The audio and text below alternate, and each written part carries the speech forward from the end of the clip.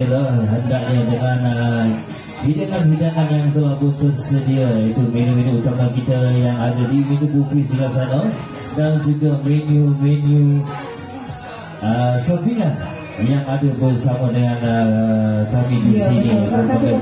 Datang tuan, datang cerana, datang duduk serigenta, datang tuan, datanglah nyawa, jemput duduk kita bersama. Ada pantun. Ada. Jadi saya balas. Oh, balas balik. Okey, silakan.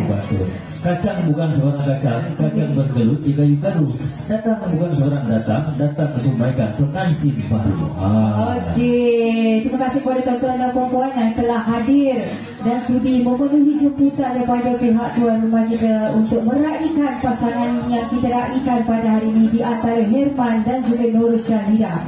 Dan sesungguhnya kehadiran tuan-tuan dan puan-puan amat besar maknanya kepada pihak tuan rumah kita, dan semoga dengan kehadiran tuan-tuan dan puan-puan dapat mengimarahkan lagi majlis wali mata urus yang kita raihkan pada hari ini. Ya, betul, dan semoga majlis yang kita raihkan pada hari ini hendaknya berjalan dengan lancar sampai ke hujung akhir majlis pada jam 4 petang nanti, insya-Allah. Dan di sini juga ya, kami terus mendoakan semoga silaturahim dan ukhuwah di antara para tetamu jemputan kepada pihak tuan rumah kita berkekalan sehingga ke akhir hayat, insya-Allah. Insya-Allah, yang jauh kita dekatkan, yang dekat kita dapatkan, yang dapat kita mesrakan. Ya, betul. Kerana di dalam majlis wali matul urus seperti ini, dia dapat bukan dia sekadar untuk meraihkan pasangan pengantin, dia juga dapat mengeratkan lagi silaturahim di antara kita. Dan mungkin ada sanak saudara ataupun ahli keluarga yang dah lama tak jumpa, yang susah nak jumpa. Jadi waktu-waktu macam ni lah, mereka boleh berkumpul bersama-sama. Ya, betul. Dan tak lupa juga, mungkin daripada kawan-kawan datang ke majlis sini, besok boleh jadi saudara mara. Ya, betul. Kalau saudara mara datang kemari, esok boleh jadi ahli keluarga. Ya, betul. Orang cakap bangsa kena menjadi kenal, yang kena kita rapatkan. Yang rapat, insya-Allah kalau ada jodoh tak ke mana. Ya, betul. Itu betul. Jadi terus merapatkan lagi silaturahim sama-sama kita, merapatkan ukhuwah silaturahim sesama kita. Terus untuk mencampur selera hidangan-hidangan yang ada bersama dengan kami di sini. Menu-menu utama yang ada apa tadi saya lupa. Okey, kita ada nasi minyak dan juga nasi putih. Kita ada juga kari ayam. Kita ada rendang daging. Kita ada sambal goreng Jawa. Kita ada tauco ikan bilis.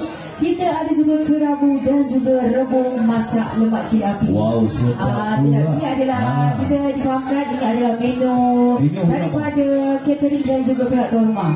Betul kan? Bawahan pihak tuan rumah pun ada, dengan catering pun ada. Ya, betul. Dan bukan itu saja, Pak, kita juga ada menu-menu sampingan. Seperti kita dapat tengok dekat depan itu, kita ada dessert corner by Yana Dun.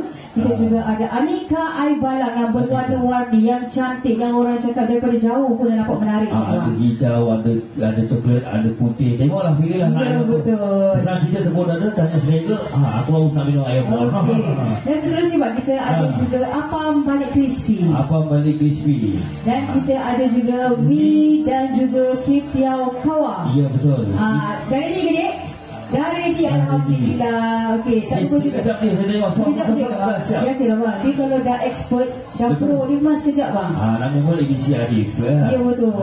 Kalau tak, bang, mana mungkin tuan rumah kita datangkan edisi Arif ini jauh daripada Saudara Putra datang kemari, bang. Ya, betul.